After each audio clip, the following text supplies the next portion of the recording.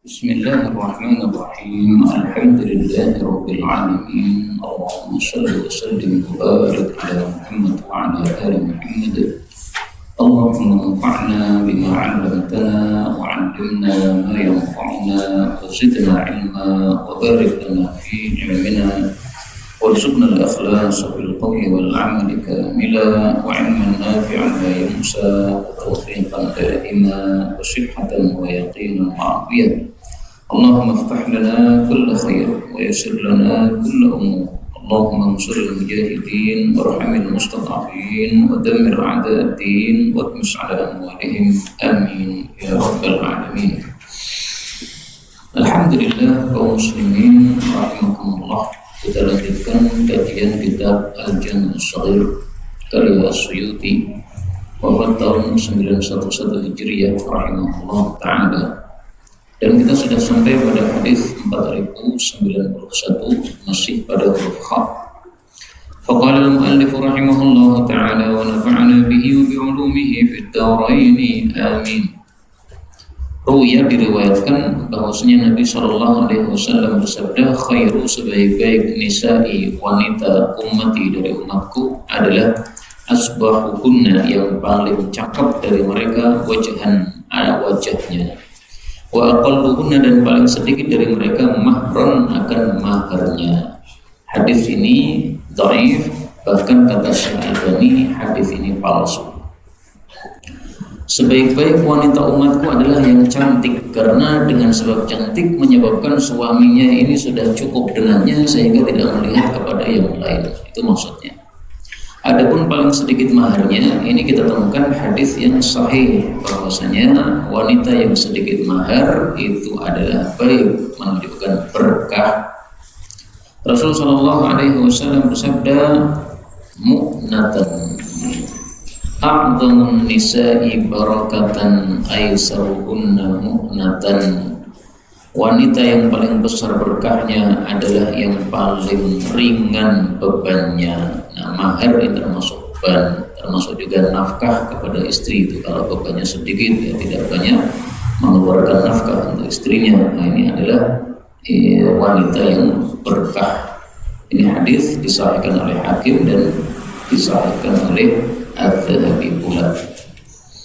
92 khairu nisaikum, sebaik-baik wanita dari kalian adalah al-waludu yang banyak anak. Nah, banyak anak ini diketahui dari saudari-saudarinya atau dari ibunya. Al-wadudu yang pecinta kepada suaminya, menunjukkan cintanya kepada suaminya. Al-muwasiyatu yang membantu kepada suaminya. Al-muwatiyatu yang menyetujui suaminya. Jadi kalau diinginkan oleh suaminya apapun dia mau, tidak menolak. Diajak kepada ranjangnya mau, dengan syarat idza taqaina Allah, apabila mereka bertakwa kepada Allah Subhanahu wa taala. Sebaliknya, wasyarru dan paling buruk nisaikum wanita kalian itu adalah al-mutabarrijat, wanita yang tabarruj. Tabarruj itu menampakkan keindahan kepada non suami, menampakkan kecantikannya kepada non suami, dan itu dilarang oleh Allah Subhanahu wa taala di dalam Al-Qur'an. Allah mengatakan wala tabarrujna tabarrujal jahiliyatil ula, surat Al-Ahzab ayat 33. Surat 33 ayat 33 itu tentang tabarruj. Al-mutakhayyilat, wanita-wanita yang sombong-sombong. Wahunna dan mereka itulah al-munafiqat, orang-orang munafik. Maksudnya menyerupai sikapnya orang-orang munafik. La yadkhulul jannah, tidak masuk ke dalam jannah minhunna dari mereka, illa kecuali semisal al-ghurabi, gagak al-a'sam. A'sam itu adalah gagak yang bulunya putih, itu disebut gagak a'sam. Maksudnya apa? Gagak yang seperti ini sangat jarang. Maka maksudnya wanita yang seperti itu tadi jarang masuk surga, biasanya masuk neraka, karena sombong penyebab masuk neraka, tabarruj penyebab masuk neraka. Karena itu ini peringatan bagi ibu-ibu, jangan sekali-kali tabarruj. Termasuk tabarruj menurut para ulama adalah ketika wanita memerahkan bibirnya kemudian dia keluar rumah. Ini termasuk kecantikan. Maka silahkan ibu-ibu memerahkan bibir di dalam rumah untuk suaminya. Kalau keluar rumah bagaimana? Dihapus. Malas menghapus, pakai masker supaya tidak termasuk mutabarrijat. Karena kalau mutabarrijat tidak masuk jannah dari mereka kecuali semisal gagak yang a'som, alias jarang sekali dari mereka yang masuk surga. Hati-hati. 93. Khairun nisaikum, sebaik-baik wanita kalian adalah al-afifah, wanita yang menjaga diri, yaitu dari maksiat sehingga diajak mesum oleh orang lain tidak mau. Al-gharimah, yang dia itu dahsyat syahwatnya, maksudnya kepada suaminya. Afifatun, dia itu menjaga diri fi farjiha, tentang terhadap farjinya kepada laki-laki ajnabi. Ghalimatun, yang dia ghalimah atau ghalijah, ya, yang syahwatnya, menampakkan syahwatnya ala zawjiha kepada suaminya. Tapi hadis ini derajatnya dhaif. 94. Khairu hadhil ummah, sebaik-baik umat ini adalah awwaluha, yang paling awal, yaitu generasi sahabat Nabi SAW, wa akhiruha, dan generasi akhirnya. Kenapa? Dijelaskan. Awwaluha, generasi awalnya, fihim, di tengah-tengah mereka ada Rasulullah SAW. Wa akhiruha, dan akhir mereka, fihim, di tengah-tengah mereka ada Isa bin Maryam. Wa baina dzalika, ada tengah-tengah antara itu, nahajun, adalah jalan a'waj, yang bengkok. Maksudnya generasi yang bengkok, termasuk kita ini, karena kita bukan di awal, bukan di akhir. Kita tidak bersama Nabi Musa, tidak bersama Nabi Isa. Nah, kita ini orang-orang bengkok. Laisa minka, yang mereka itu bukan termasuk dari kamu wahai Nabi, walasta minhum, dan kamu bukan termasuk dari mereka, maksudnya engkau berlepas diri dari mereka. Ini hadis yang mursal, berarti dhaif. Adapun hadis yang sahih,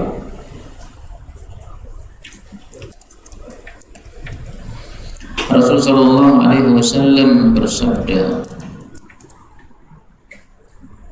Masal ummati masalul matar, perumpamaan umatku seperti hujan. La yudra, tidak diketahui, awwaluhu khairun, yang awalnya lebih baik, am akhiru, atau yang akhirnya yang lebih baik. Ini yang sahih tentang masalah umat Nabi Muhammadun sallallahu alaihi wasallam. Tidak diketahui apakah awalnya, yaitu para sahabat, lebih baik, ataukah akhirnya, yaitu yang bersama Nabi Isa membunuh Dajjal, yang lebih baik. Tapi yang jelas sama-sama mereka orang-orang yang baik-baik. 95. Khairu yaumin, sebaik-baik hari, tala'at alaihi syamsu, yang terbit padanya matahari, adalah yaumul jumu'ah, hari Jumat. Mimnya ini boleh disukun, Jumat boleh di dhammah, Jumu'ah. Yang dimaksud ini adalah sebaik-baik hari dalam satu pekan. Adapun dalam satu tahun, maka sebaik-baik hari adalah hari Arafah, karena banyaknya ibadah yang dilakukan pada hari Arafah. Kemudian Nabi menyebutkan fadilah hari Jumat. Yang pertama, fihi, di dalam hari Jumat, khuliqa Adam, Nabi Adam diciptakan. Yang kedua, wa fihi, dan di dalam hari Jumat, udkhilal jannah, Nabi Adam dimasukkan jannah. Yang ketiga, wa fihi, dan di dalam hari Jumat, ukhrija minha, Nabi Adam dikeluarkan dari jannah. Muncul pertanyaan, Nabi Adam dikeluarkan dari jannah, kok malah menjadi fadilah? Itu fadilahnya apa? Fadilahnya disebutkan oleh Allah Subhanahu wa taala di dalam Al-Qur'an. Ijtabahu, surat Thaha ayat 122. Wa 'asa Adam rabbahu faghawa thumma ijtabahu rabbuh. Setelah Nabi Adam diturunkan ke bumi, lalu Nabi Adam dipilih oleh Allah, yaitu menjadi nabinya. Ketika masih di surga, belum nabi. Begitu turun ke bumi, diangkat menjadi nabi. Karena nabi kewajibannya menyampaikan kepada umatnya. Nah, di surga belum punya umat, gak ada kewajiban untuk menyampaikan kepada siapapun juga. maka justru inilah fadilahnya Nabi Adam alaihissalam, dikeluarkan itu menjadi fadilah karena menjadi nabi. Kemudian dari Nabi Adam muncul nabi-nabi yang lain, 124.000 nabi, juga ada wali-wali. Kemudian beliau menjadi khalifah di bumi, pengganti bagi Allah Subhanahu wa taala untuk menerapkan hukum-hukumnya. Kemudian dengan sebab Nabi Adam turun ke bumi, turun juga kitab-kitab suci, ada 140 kitab suci, 104 kitab, ada 104 kitab suci. Ini semuanya fadilah diturunkannya Nabi Adam.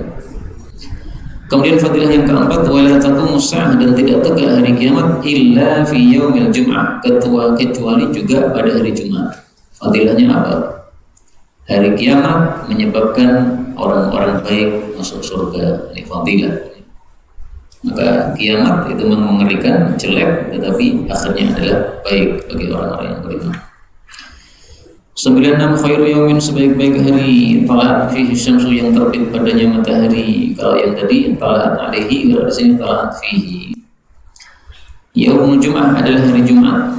Fadilahnya yang pertama fihi khuliqa Adam, yang kedua fihi ukhbita, dan di dalam hari Jumat diturunkan Nabi Adam alaihissalatu wassalam. Tapi saya jujur, ada dua ulama berbeda pendapat. Yang pertama Al-Qadhi Iyad, dia mengatakan turunnya Nabi Adam ke bumi itu adalah perendahan, karena dari surga ke bumi lebih utama mana? Surga kan? Berarti diturunkan ke bumi itu kerendahan. Ulama yang kedua Al-Munawi, beliau mengatakan bukan kerendahan tapi fadilah. Jadi teori pertama radilah, teori kedua fadilah. Justru turun ke bumi itu fadilah. Kenapa? Di surga tidak jadi nabi, di bumi jadi nabi. Nah, maka dua pendapat ini bisa digabungkan. Awwaluhu radilah wa akhiruhu fadilah. Memang awalnya rendah karena dari surga turun level ke bumi, rendah sampai surga itu penuh dengan kenikmatan, bumi penuh dengan kesusahan, ini rendah. Tapi akhiruhu fadilah, akhirnya mendapatkan fadilah. Karena itu jangan melihat awalnya, tapi lihatlah akhirnya. Kemudian yang ketiga, wafihi, dan pada hari Jumat tiba alaih, diberi tobat kepada Nabi Adam. Yang keempat, wafihi kubita, dalam hari Jumat Nabi Adam dicabut nyawanya, mati.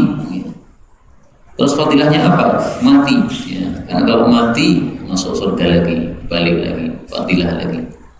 Yang kelima, wafihi taqumu sa'ah, ma'ala wajhil ardi, tidak ada di atas muka bumi min dabbatin, binatang melata, illa kecuali wahya, binatang tersebut tusbihu, berbagi-bagi yaumal jum'ah, pada hari Jumat, musikhatan, mendengarkan, masang telinganya, mendengarkan, menunggu-nunggu, hatta tatlu asyamsu, sampai terbit matahari.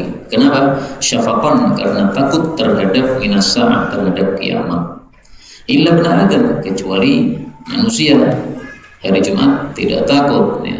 Termasuk santri-santri hari Jumat senang, libur.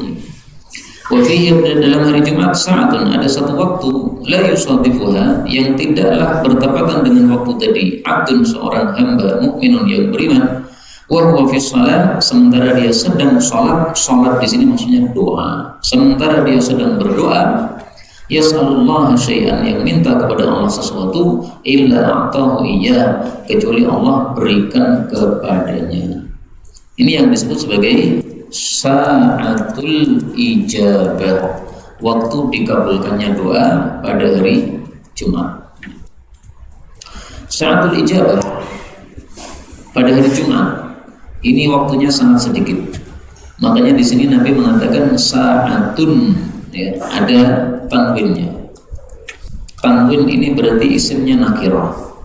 Kaidah mengatakan at-tankiru lit-taqlili, penggunaan isim nakirah untuk menunjukkan sedikit, berarti sa'atun, satu waktu yang sangat sedikit. Nah, waktu tersebut kalau kita bertepatan dengannya sedang berdoa, maka doa pasti mustajab. Karena itu para ulama mengatakan disunahkan memperbanyak doa pada hari Jumat, mulai dari awal sampai akhir. Karena waktu mustajab ini kita tidak mengetahui kapan tempatnya, seperti Lailatul Qadar tidak diketahui. Ada 40 lebih pendapat tentang penentuan waktu ini. Dari 40 pendapat ini, pendapat yang dipilih oleh guru kami Syekh Walid hafizahullah adalah fi akhir sa'atin, pada jam terakhir di hari Jumat. Karena Rasul sallallahu alaihi wasallam bersabda, "Faltamisuha akhir sa'atin ba'dal 'asr." Carilah waktu mustajab tadi di akhir waktu setelah salat asar. Akhir waktu sebelum maghrib berarti sekitar jam 5 sampai jam 6. Nah, maka berbanyak doa sekitar jam 5 sampai jam 6. Kalau maghribnya setengah 6 ya setengah 5 sampai setengah 6. Ini adalah waktu mustajab pada hari Jumat.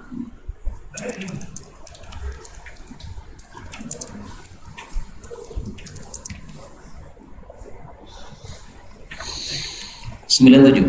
Khairu yaumin, sebaik-baik hari tahtajimuna fi, yang kalian berpegang padanya adalah sab'a asyara, tanggal 17.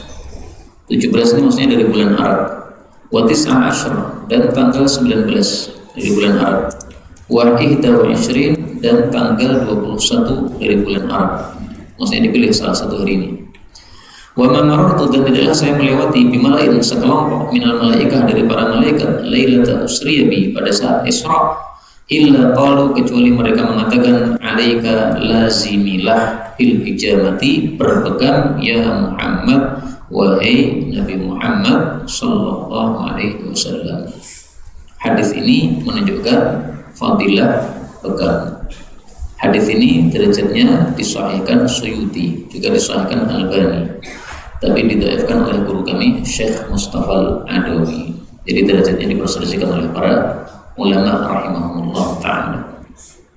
Dalam hadis yang lain, yang disuruh untuk bekam tidak hanya Nabi, tapi juga umatnya. Mur ummataka bil hijamah. Tidaklah saya melewati pada malam Isra Mi'raj kepada sekelompok malaikat, kecuali mereka mengatakan, hai Muhammad, suruhlah umatmu untuk bekam. Nah, karena itu menurut yang mensahihkan hadis ini, bekam itu sangat-sangat penting karena diwasiatkan oleh para malaikat pada waktu Isra Mi'raj, dan yang diwasiati adalah Nabi Muhammad sallallahu alaihi wasallam sekaligus umat beliau. Nah, di masjid ini ada bekam gratis dari Selasa hari ini. Bukan gratis, silakan ke sini. Ya bukan gratis, infak seikhlasnya. Ikhlasnya 1.000 ya, mangewu ya, 1 juta juga boleh. 98. Khairu ma tadawaitum, sebaik-baik apa yang kalian berobat bihi dengannya adalah satu al-ladud. Al-ladud itu meneteskan obat pada sisi mulut. Jadi mencekokkan obat pada mulut, pada sisinya. Yang kedua as-sa'ud. As-sa'ud itu adalah gurah, meneteskan obat pada lubang hidung. Yang ketiga al-hijamah, mengeluarkan darah dengan bekam. Yang keempat al-masyiyu, yaitu ad-dawaul mushil. Apa itu ad-dawaul mushil? Ad-dawahu obat, al-mushil pencahar, obat yang menyebabkan orang susah BAB jadi mudah BAB. Maka saya ralat penjelasan saya kemarin bahwasanya al-masyiyu itu adalah obat diare, tapi sebaliknya. Jadi obat supaya kita yang susah BAB jadi mudah BAB. Ad-dawaul mushil, bukan dawaul ishal, tapi ad-dawaul mushil, obat yang memudahkan untuk BAB. Tapi hadis ini derajatnya dhaif menurut Syekh Albani rahimahullahu ta'ala. Demikian juga hadis berikutnya sama, ini juga dhaif. Khairud dawa, sebaik-baik obat. Yang pertama ladud, mulut tadi. Yang kedua sa'ud, gurah hidung tadi. Yang ketiga masyi, pencahar tadi. Yang keempat hijamah, bekam. Yang kelima alaq. Alaq ini adalah hewan yang menempel pada tubuh. Apa istilahnya? Oh, penghisap, apa namanya? Lintah. Lintah. Saya tulis dulu ya. wa bi lughatina al-jawiyah lintah. Al-jawiyah maksudnya Indonesia.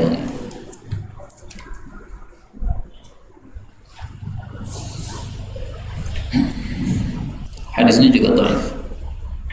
Susah nanti terus ini kabelnya namanya. Bismillah.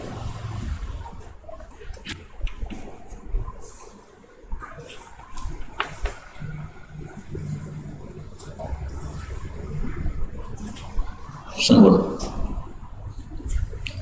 Nah, gerak lagi. 4100 khairukum, sebaik-baik kalian, khairukum yang terbaik di antara kalian, li ahli, kepada keluarganya, mencakup istri sama anak. Wa ana, dan saya ini, khairukum yang terbaik dari kalian, li ahli, kepada keluarga saya.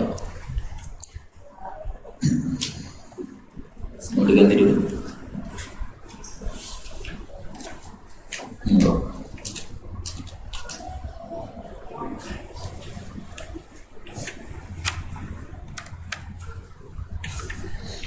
Bolehkah perempuan ikut berjamaah tapi salatnya tidak di masjid tapi di sebelahnya masjid, atau di madrasahnya tapi suara imamnya kedengaran?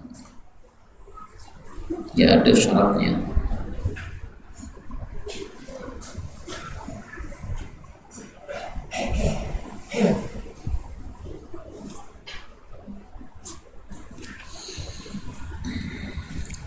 Para ulama menyebutkan bagaimana kebaikan Nabi SAW kepada istrinya.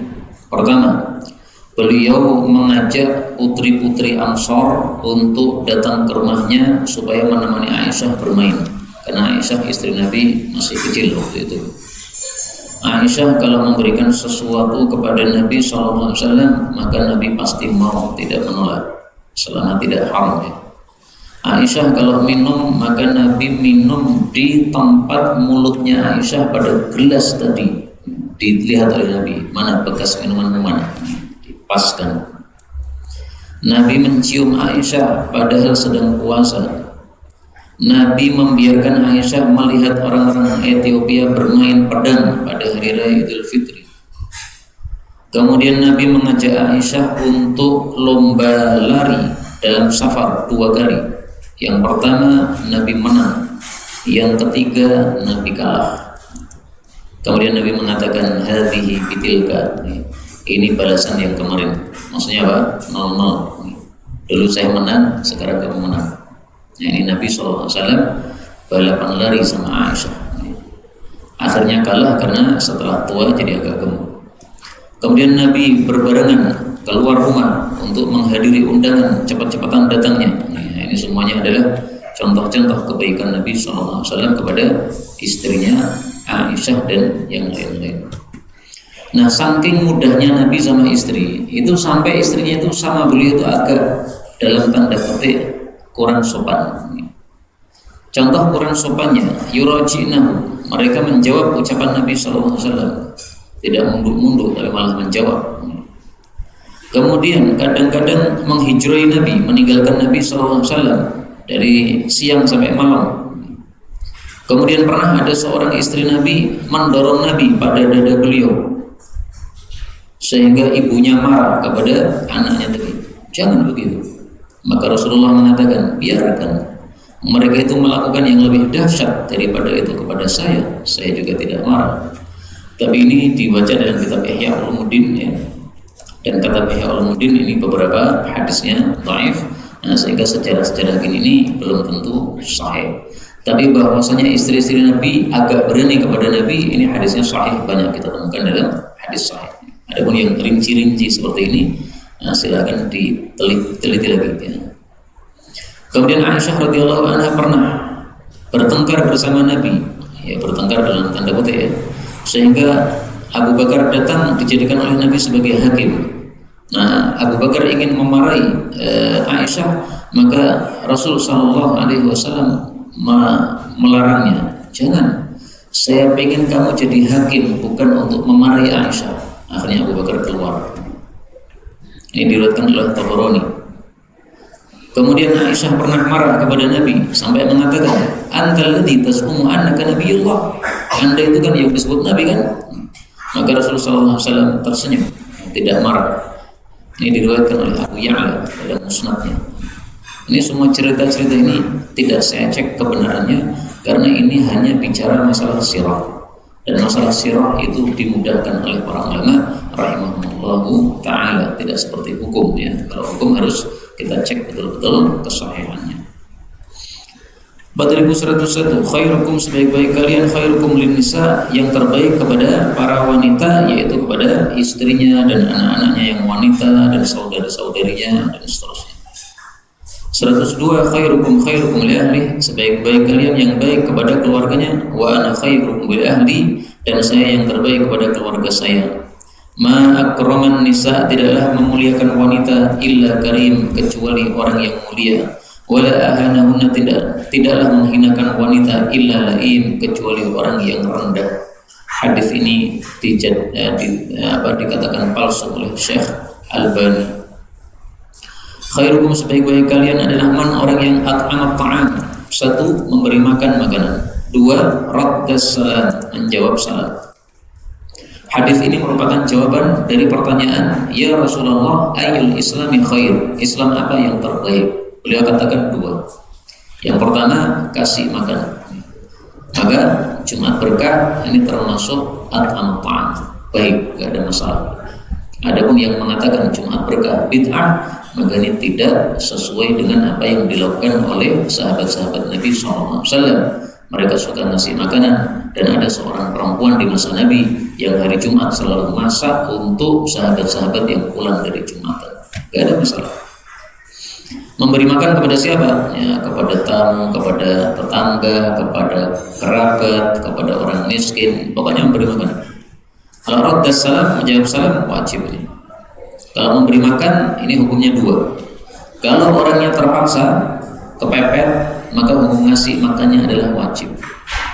Kalau tidak kepepet, maka ngasih makan hukumnya sunnah. Jadi kapan menjadi wajib? Ketika muktor, terpaksa. 404, khairukum, sebaik-baik kalian adalah khairukum, yang terbaik dari kalian, qadaan, melunasi hutang. Baik dalam melunasi hutang dilakukan dengan 3. Yang pertama, berterima kasih, mendoakan.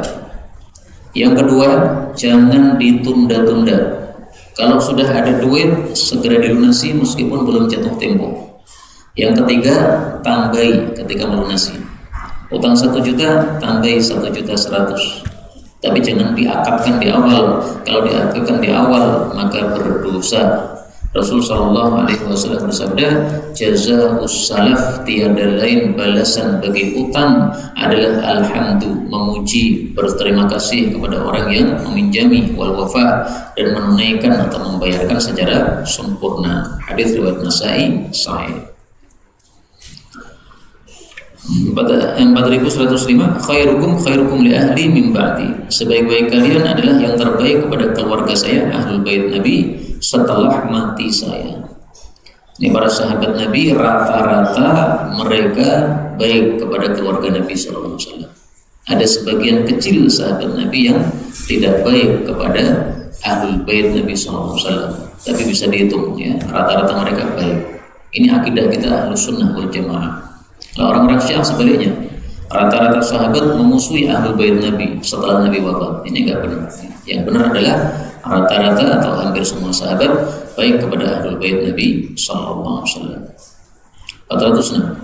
106. Khairukum, sebaik-baik kalian, qarni, adalah generasi saya. Tsummal ladzina yalunahum, kemudian orang-orang setelah mereka, tabi'in. Tsummal ladzina yalunahum, kemudian orang-orang setelah mereka, tabi'ut tabi'in. Dan ini sudah kita bahas kemarin, pendapat jumhur.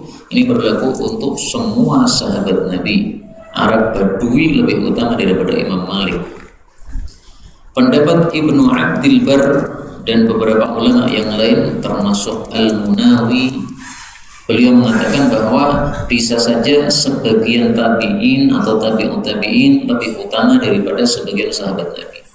Kata Imam Munawi, sungguh susah dipaham kalau ada Arab Badui yang kasar kepada Nabi, narik selendangnya Nabi sampai berat di sini, membekas. Itu dikatakan lebih baik daripada Imam Malik, Imam Syafi'i, Imam Ahmad, Imam Abu Hanifah. Susah diterima nalar, kata Imam Munawi rahimahullah. Dan saya sendiri mengikuti pendapat Ibnu Abdul Bar bahwasanya bisa saja yang non sahabat lebih utama daripada sahabat, karena inna akramakum indallahi atqakum, bukan ashabukum lin nabi, bukan. Thumma kemudian yakunu akan ada ba'dahum setelah mereka qaumun, suatu kaum yakhunun yang mereka khianat, wala yu'tamanun dan mereka tidak bisa diamanai, wa yashhadun dan mereka bersumpah bersaksi, wala yustasyhadun padahal tidak diminta menjadi saksi, maksudnya rakus untuk menjadi saksi tapi saksi palsu. Wa yunzirun dan mereka bernadar, wala yufun dan tidak melakukan nadarnya. Wa yadhharu dan muncul fihim pada mereka asiman, gemuk, maksudnya banyak makan, sedikit ibadah. 107. Khairukum sebaik-baik kalian fil mi'atain pada 200 tahun itu adalah kullu khafifil hal, setiap orang yang ringan hartanya. Apa itu al-hal? Ditanya oleh para sahabat, maka Nabi menjawab, alladzi la ahla lahu, orang yang tidak punya keluarga, wala walada dan tidak punya anak. Nah, maka tafsiran al-hal ini tidak hanya sedikit harta, tapi sedikit tanggungan dan harta. Demikian dijelaskan oleh para ulama. Qalilul mali wal iyali, sedikit harta dan sedikit tanggungan. Tapi hadis ini palsu, sehingga tidak bisa dijadikan sebagai hujjah. 108. Khairukum yang terbaik kalian, khairukum linisaihi yang terbaik kepada istri-istrinya, wa banatihi dan kepada putri-putrinya. Ini karena orang-orang Arab jahiliyah mereka sangat benci kepada anak perempuan, dibunuh dan sebagainya. Nah, maka diasum untuk baik kepada mereka. Tapi hadis ini dhaif. Khairukum sebaik-baik kalian, khairukum terbaik kalian lil mamalik kepada budak-budak, baik budaknya sendiri maupun budaknya orang lain. Karena mereka itu orang-orang yang susah, ya, disuruh oleh majikannya terus. Bagaimana baik kepada budak? Rasulullah SAW bersabda, fa'ainuhum lil mamluki, bagi budak, ta'amuhu berhak mendapatkan makanan, wa kiswatuhu mendapatkan pakaian. Nah, berarti baik kepada budak itu ngasih makanan, ngasih pakaian.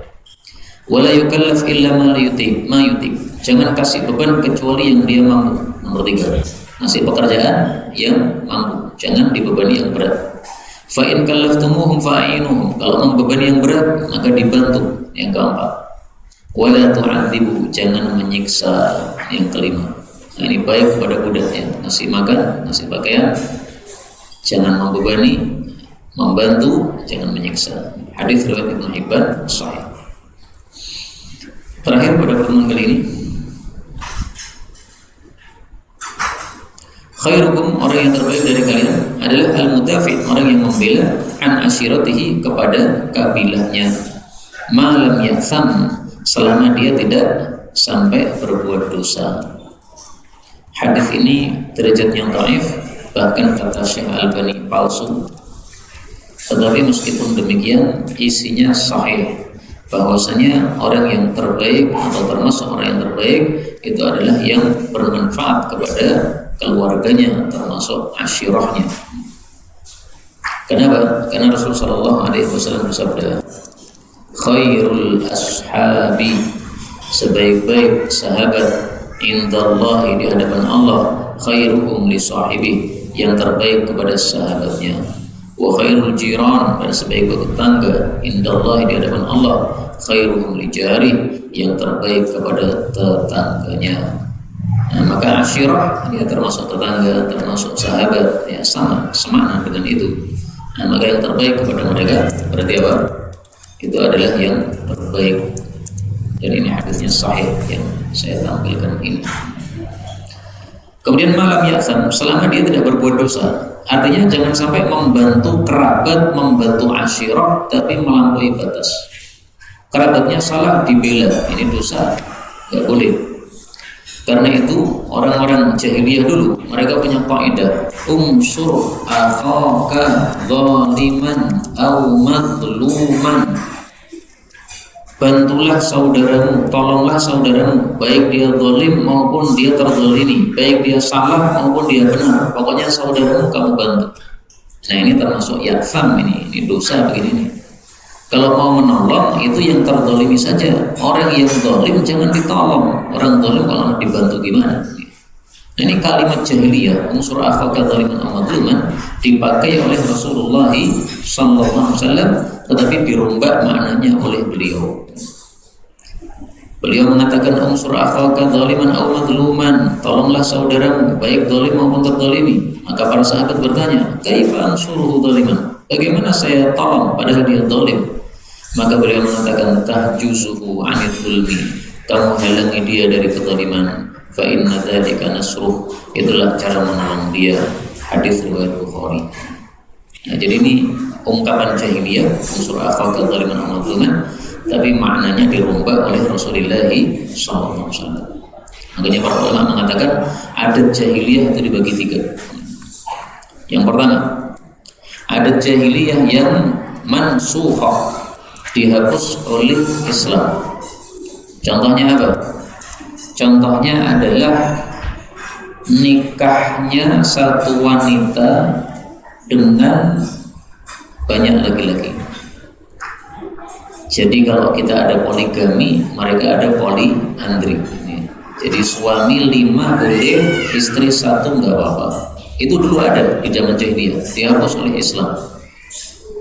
Terus kalau suaminya 5 gimana caranya? Kalau anak lahir, maka 5 ini harus kumpul. Kemudian si istri ini berhak untuk menunjuk siapapun dari mereka sebagai bapaknya. Dia akan melihat 5 suami ini. Kemudian dia akan menunjuk, bapaknya ini adalah kamu. Yang ditunjuk nggak boleh mengelak, meskipun tidak mirip sama sekali. Yang ditunjuk ini hitam, anaknya ini putih, mirip dengan suami yang putih dari kelima ini. Nah, yang putih tidak bisa meminta, yang hitam tidak bisa mengelak kalau sudah ditunjuk oleh istrinya. Ini dihapus. Yang kedua, muthbatah, adat jahiliyah yang dikokohkan oleh Islam, tidak dihapus. Banyak, misalnya diat, misalnya lagi qasama dan lain-lain. Diat itu seseorang membunuh orang, ganti ruginya 100 unta.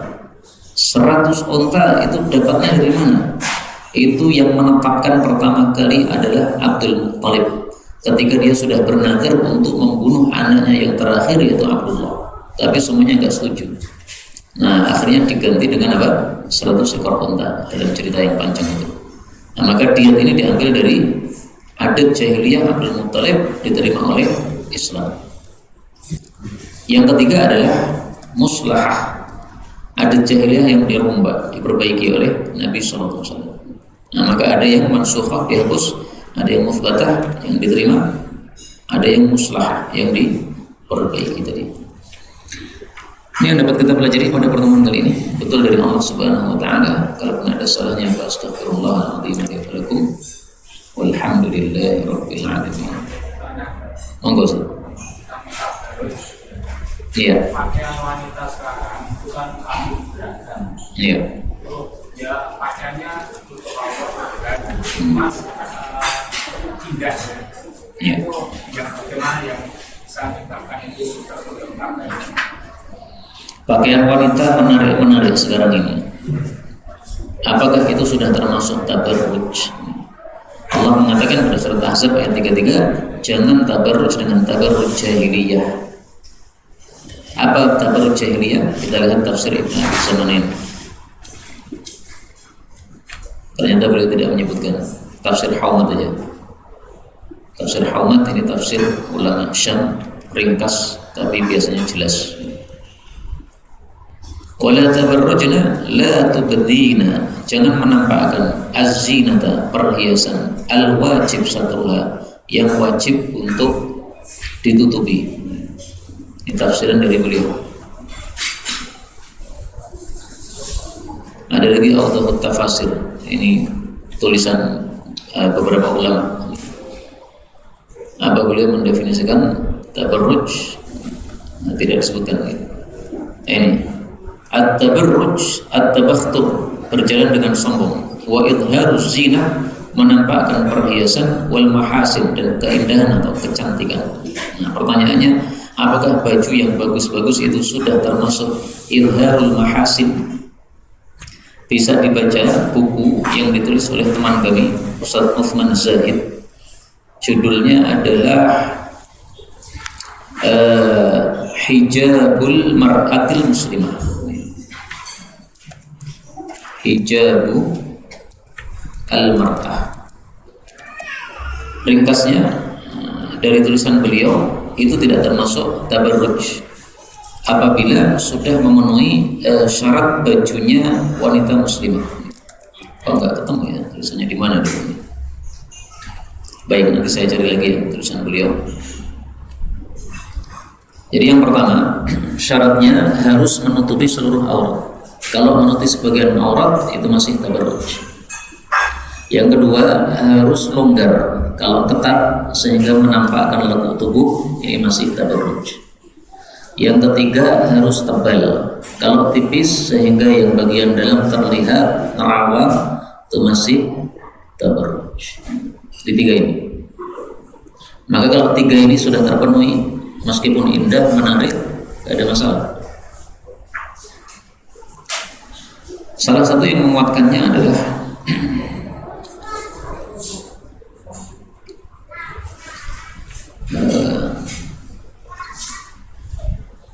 Aisyah talbasu ada nggak? Coba. Dalam Sahih Bukhari, wala bisat Aisyah, dan Aisyah memakai athiyab al-mu'asfar, baju yang diwarnai kuning, menarik, indah. Wahia muhrimah, sementara dalam keadaan dia ihram. Walam tara Aisyah ba'san bil khuli, Aisyah memperbolehkan wanita ihram pakai perhiasan, tidak masalah. Wal thawbil aswad, pakai baju hitam, tidak ada masalah. Wal muwarraq, baju yang muwarraq. Apa itu baju muwarraq?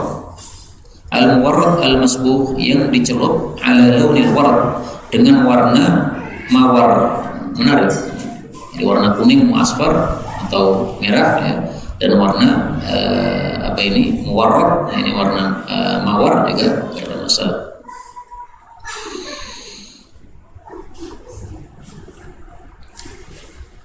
Maka insya Allah nggak ada masalah selama apa? Tidak menyalahi tiga tadi ya. Menutup seluruh auratnya, tebal, kemudian tidak ketat. Wallahu a'lam bishawab. Subhanallah wa bihamdihi, asyhadu an la ilaha illa anta, astaghfiruka.